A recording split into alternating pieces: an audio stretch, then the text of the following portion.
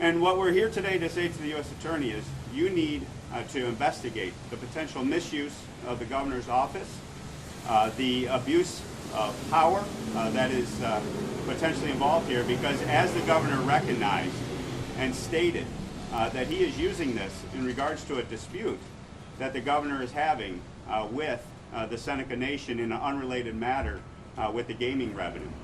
To me, once he stated that, and the difference between the lieutenant governor's position and saying it had nothing to do with the gaming revenue, and then the governor coming out and saying it did have everything to do with the gaming revenue dispute, this is an unrelated matter that does not need to be mixed up with the traveling public safety on that interstate.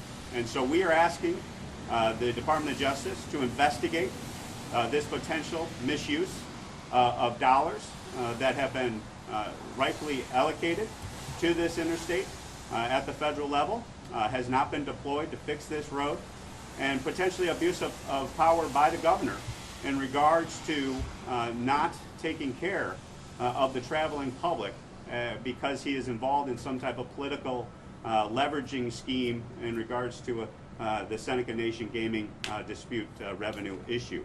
And so we have heard from constituents that have come to us who have talked about having accidents on that road, having hit this defective condition, slid into the side of the road, risked their family that was with them. We have submitted numerous examples of this with our complaints to the state of this defective condition and the real injury. We've had a constituent reach out, suffered $4,000 worth of damage to their vehicle and to their RV and to a family. That's a tremendous amount of money that is not covered by the state, and the state denied that claim. And so that's one of the reasons we put the state on a formal written prior notice of the defective condition of this road. And I know the county executive is here from Chautauqua County, George Barillo, and we want to give him an opportunity to make his statement here today, and then we'll open it up to questions. But at the heart of this, when the governor said that this was related to an unrelated gaming dispute with the nation, to put the traveling public at risk is just wrong. It's time to fix that road, make sure that our public safety is paramount, and that this road gets fixed immediately, and not play political games and misuse someone's office or misuse federal funds in a way that's inappropriate. And so without further ado, thank you to our Chautauqua County Executive, George Barillo. Thank you, Tom. Here you go, George. Good afternoon, everybody. Thank you very much. I'm happy to be up here and to stand once again with Congressman Reed to stand up what is an injustice that's occurring to the residents of Chautauqua County and really to everyone that pays to use the Thruway. I live in the town of Hanover, right adjacent to this deplorable section of the Thruway, ground zero for this battle that the governor has taken up with the Seneca Nation, really with us in Chautauqua County and the traveling public as the collateral damage in this war. It is really, truly deplorable because we have had now, since bringing attention to this just a couple of weeks ago, and thanks to the members of the media that have also brought attention to it, I have had even more outreach from the traveling public, particularly those folks who live in Chautauqua County, about the damages that have occurred to their cars. Stories of broken tie rods and blown tires, losing control of their vehicle.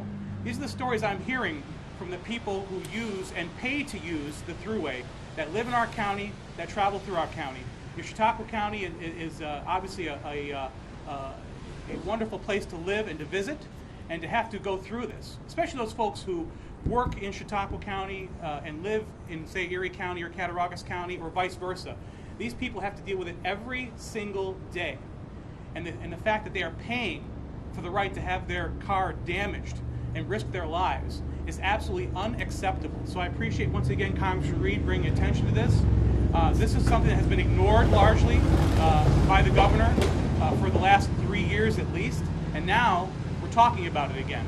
And I'm hopeful that, once again, I'll say this, when you shine the light in those dark corners, the rats tend to scatter. And I believe the rats are starting to get scattered because we are finally getting some responses. So thank you again. Well done, George. Well, let's open it up to questions. Can you specify how much federal funds have been set aside for the Thruway, or even if you can specify that particular stretch? Yeah, so we're talking about 5 miles of roadway that's impacted here at the Seneca Nation boundaries. And at about $1 million a mile over the last few years, that's $10+ million that has been allocated through the federal typical process of appropriations and authorized funds to go into the highway there. On top of that, we have the tolls. Now, I don't have the number for you as to the tolls that have been paid during that period of time that are to go to the maintenance and repair of the road.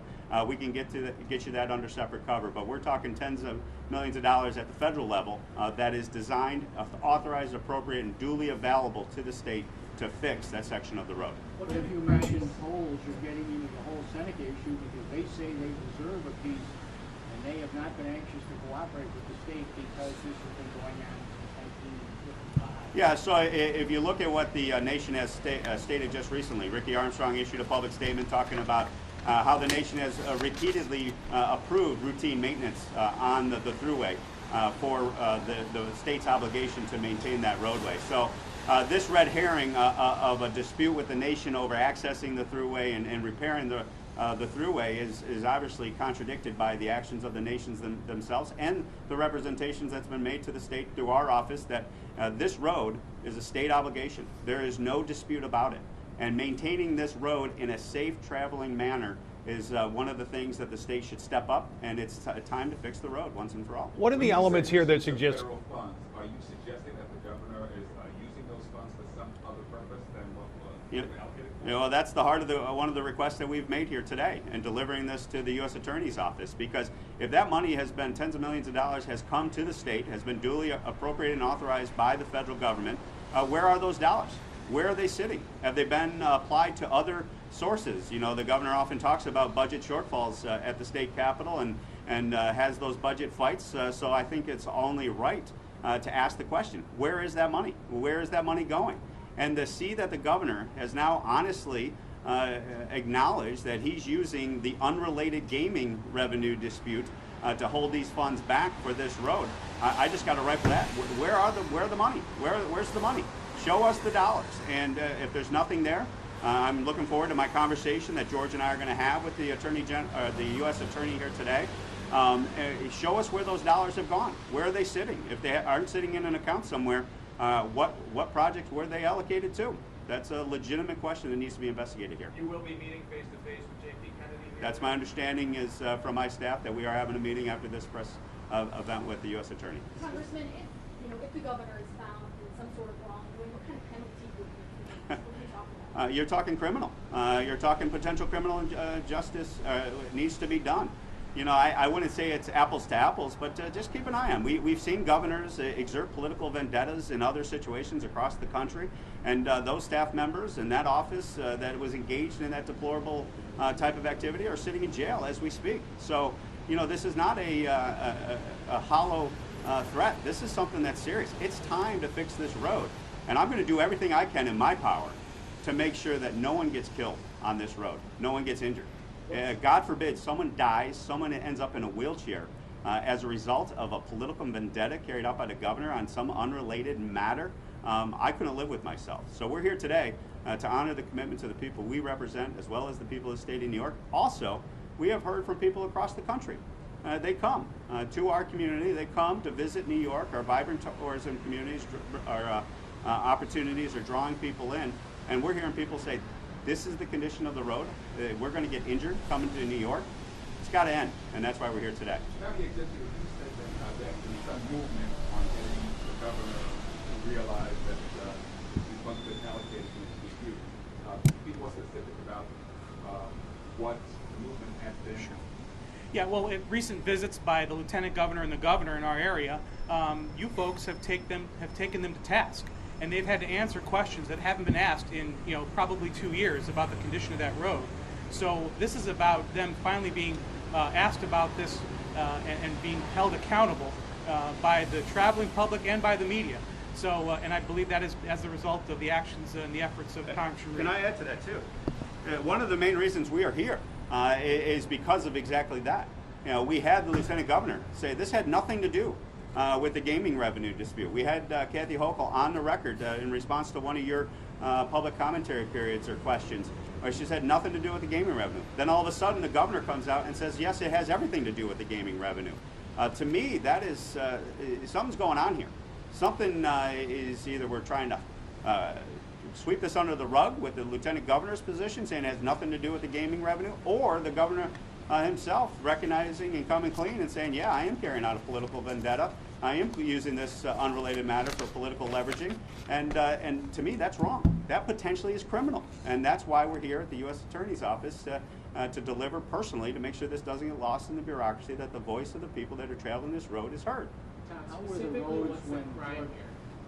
Well, that's where the question has to be asked. So you got tens of millions of dollars of federal money that is duly authorized, legally available, legally appropriated to go into this road, to maintain this section of the road for the last 2 years.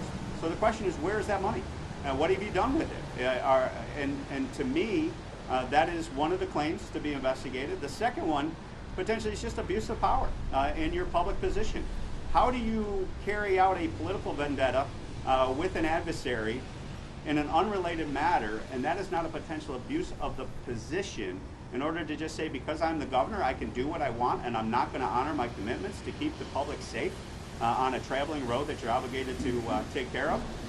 To me, that's another potential venue here. And we'll defer to the prosecutors, we'll defer to the investigators, to see what legal basis is there for a potential criminal action here. Doesn't he have discretion, though? Doesn't he have discretion to do what he thinks is the best way to allocate the money Well, for the state taxpayer? Totally understand, and it's a legitimate question. But when you see the discretion and the abuse of discretion, when you hit the boundaries of the nation, and you see the road being properly maintained outside those boundaries, when you see the governor's public comments saying that we are using an unrelated political situation in order to withhold the repair of that road, that to me demonstrates an abuse of discretion on its face.